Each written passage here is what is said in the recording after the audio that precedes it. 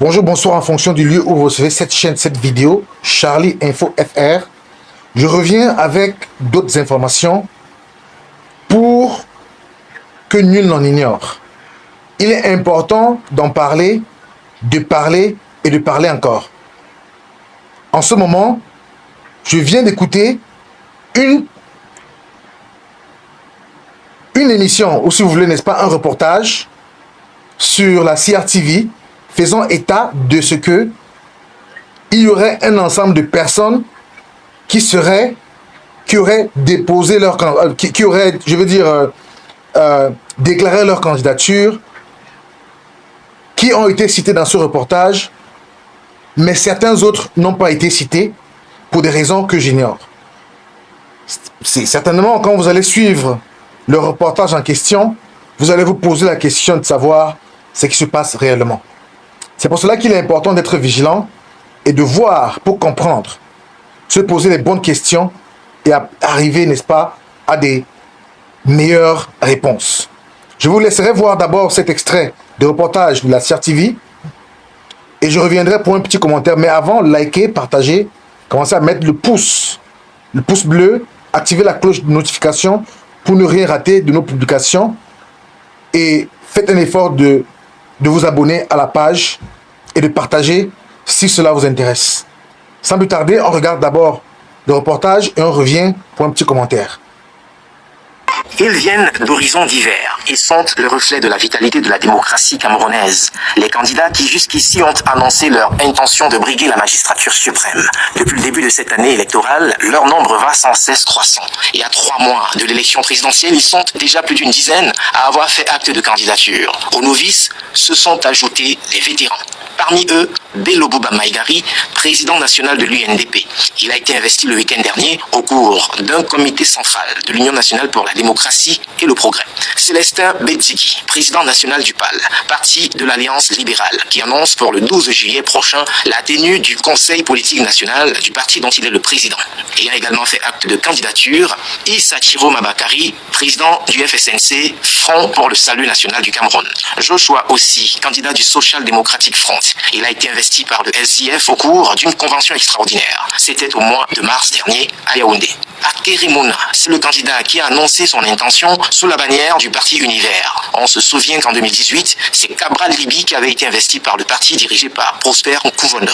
Et justement, pour 2025, Cabral Libi a annoncé sa candidature avec le PCRN, Parti camerounais pour la réconciliation nationale. Parmi les candidats à la candidature, il y a Pierre Kwemo, investi par l'Union des mouvements socialistes, UMS, au mois de juin dernier à Yaoundé au terme d'un congrès extraordinaire. Sa candidature avait unanimement été acceptée par les délégués statutaires de l'UMS. Les candidatures féminines annoncées, il y en a aussi, et parmi elles, celle de Tomaino Ndam Njoya, actuelle maire de Fumban.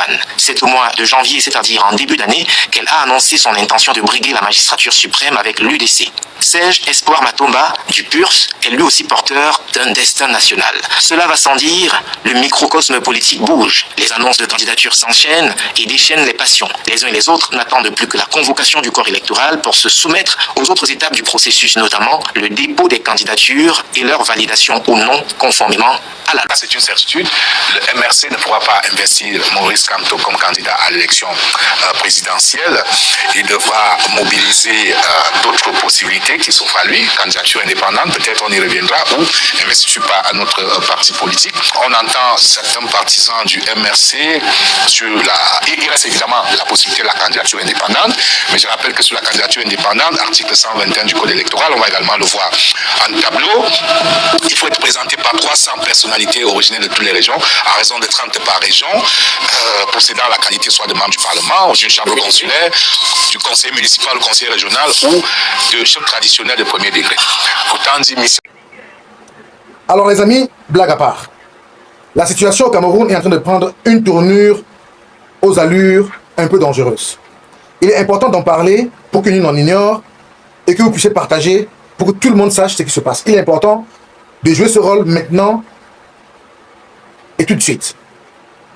Vous avez écouté le reportage de la CRTV. Ce reportage qui fait état d'une liste de personnes qui se seraient déclarées comme candidats aux élections présidentielles de 2025, mais qui par contre, nous ne pouvons pas dire si c'est un oubli ou c'est une omission express, mais on est en droit de se poser la question de savoir qu'est-ce que ces gens mijotent. Quand on sait particulièrement que la situation n'est pas réluisante et que nous savons tous que tous les analystes politiques disent avec une certaine assurance que le Cameroun est un bouillon chaud. C'est un bouillonnement permanent et il n'est pas intéressant, il n'est pas important de, comment dire, d'allumer, de continuer d'attiser, n'est-ce pas, les tensions, d'attiser, n'est-ce pas, la flamme qui pourrait être une goutte d'eau qui déborderait le vase. Alors, comme vous avez entendu dans ce reportage, le reportage a cité tous les candidats déclarés à la présidentielle, sans citer le nom d'un candidat, celui qui fait le plus peur. L'opposant numéro 1 au Cameroun, comme tout le monde le sait, pour toute personne sérieuse, le professeur Maurice Kamto. Il est important de le dire, moi sans supporter qui que ce soit, nous ne voulons pas qu'il y ait un problème au Cameroun, nous ne voulons pas qu'il y ait des discordes, ou qu'il y ait, n'est-ce pas, des clashs. Nous voudrions que les élections présidentielles au Cameroun se passent dans de très bonnes conditions, tout en donnant la chance à chaque candidat, à chaque Camerounais de s'exprimer et d'être disqualifié par le peuple camerounais. Alors, est-ce que la CRTV est celle qui valide les candidats? Ils ont dit que ceux qu'ils ont cités sont ceux qui sont le fleuron de la démocratie camerounaise. Est-ce eux qui décident sur qui est candidat ou qui ne l'est pas, ou qui sera candidat ou qui ne le sera pas? Ne dit-on pas que le journaliste regarde les faits et rien que les faits? Où sont les faits dans ce reportage?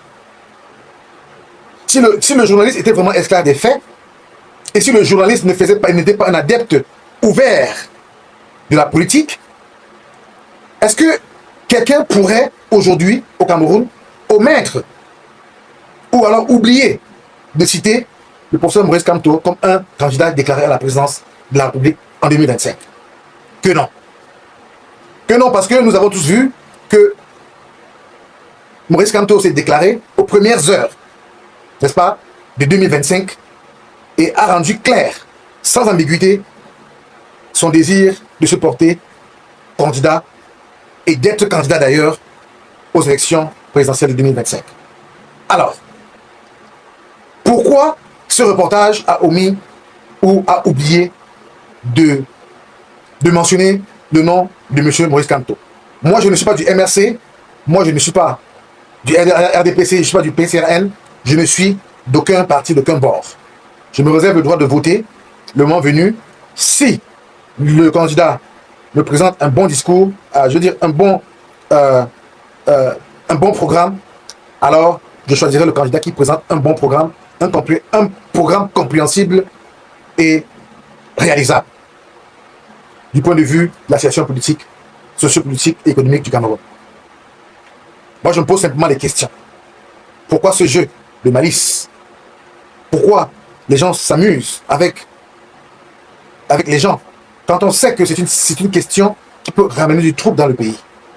Quand on sait que c'est des choses qui peuvent bouleverser la quiétude et la paix au Cameroun.